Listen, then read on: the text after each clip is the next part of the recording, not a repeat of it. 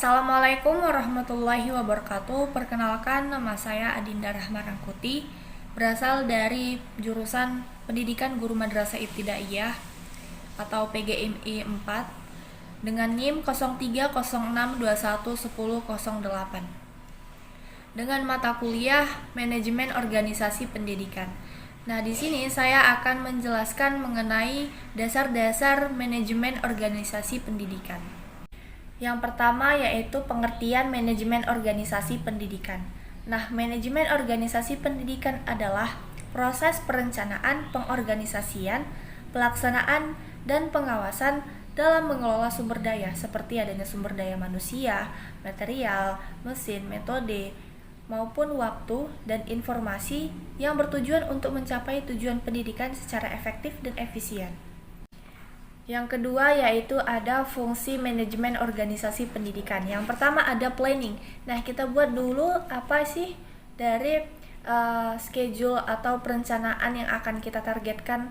Nah, tujuannya untuk apa? Yaitu untuk agar hasilnya itu menjadi lebih baik dan tercapai secara maksimal. Nah, kemudian yang kedua ada organizing. Organizing adalah pengorganisasian atau pengelompokan. Nah, jadi dalam organizing ini kita harus mengelompokkan orang yang bekerja sesuai dengan skillnya sehingga hasil kerjanya itu menjadi lebih baik dan sesuai. Kemudian ada actuating. Actuating adalah pelaksanaan atau langkah-langkah. Nah, jadi di sini kita buat dahulu langkah-langkah apa yang akan kita targetkan, langkah-langkah apa yang akan kita tuju. Kemudian yang keempat adalah controlling. Controlling yaitu pengawasan atau supervisi. Nah, dalam controlling ini atau pengawasan maksudnya adalah jika ada suatu permasalahan, tentu kita akan harus mencari solusinya, baik itu dari sebuah pemimpinnya maupun staf-staf lainnya, agar tujuannya untuk berjalan dengan baik. Selanjutnya unsur-unsur manajemen organisasi pendidikan yaitu meliputi 7 bagian. Yang pertama ada man atau manusia. Bahwasanya sumber daya manusia yang meliputi seperti guru, staf administrasi, kemudian ada tenaga pendukung lainnya. Nah, mereka berperan dalam menjalankan dan mengelola kegiatan pendidikan. Kemudian yang kedua ada material, yaitu sarana dan prasarana yang digunakan dalam proses pendidikan seperti adanya bangunan sekolah, kemudian peralatan belajar, dan bahan ajar. Kemudian yang ketiga ada mesin, maksudnya adalah adanya teknologi dan peralatan yang tentunya akan mendukung proses pendidikan ataupun proses pembelajaran secara berlangsung di sekolah, termasuk adanya komputer, proyektor, laptop, bahkan perangkat lunak lainnya dalam pendidikan yang tentunya akan dibutuhkan dalam proses pembelajaran. Yang keempat ada uang atau money. Nah, sumber daya keuangan yang diperlukan ini untuk operasional lembaga pendidikan termasuk adanya anggaran untuk gaji, kemudian perawatan fasilitas, dan pengadaan bahan ajar. Nah, kemudian yang kelima ada metode, bahwasanya adanya pendekatan dan strategi yang digunakan dalam proses pembelajaran, dan manajemen seperti adanya kurikulum, metode pengajaran, dan evaluasi.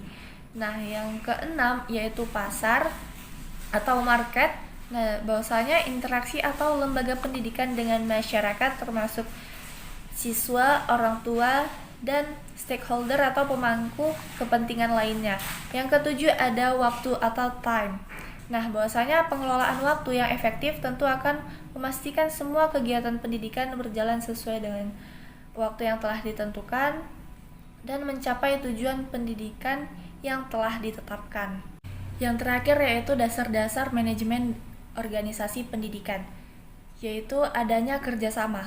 Nah, maksudnya kerjasama antara individu maupun sekelompok lainnya yang bekerja sama untuk mencapai tujuan bersama, seperti mencakup antara guru, staf, siswa, maupun orang-orang yang berkaitan dengan target yang akan dicapai. Kemudian yang kedua adanya tujuan. Nah, dengan adanya tujuan ataupun tujuan bersama, sasaran atau hasil yang ingin dicapai oleh seluruh anggota organisasi tentu akan meningkatkan kualitas pendidikan, kemudian mencapai tujuan bersama secara maksimal dan optimal, yang efektif dan efisien. Kemudian yang ketiga, dengan adanya pembagian tugas. Nah, pembagian tugas ini adalah proses mendistribusikan pekerjaan di antara anggota organisasi sesuai dengan kemampuannya dan tanggung jawabnya masing-masing.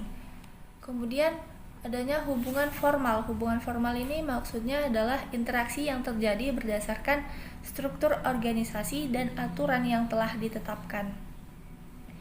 Nah, hubungan formal ini tentunya mencakup seperti kepala sekolah, kemudian guru, staf administrasi, dan stakeholder ataupun pemangku jabatan yang lainnya.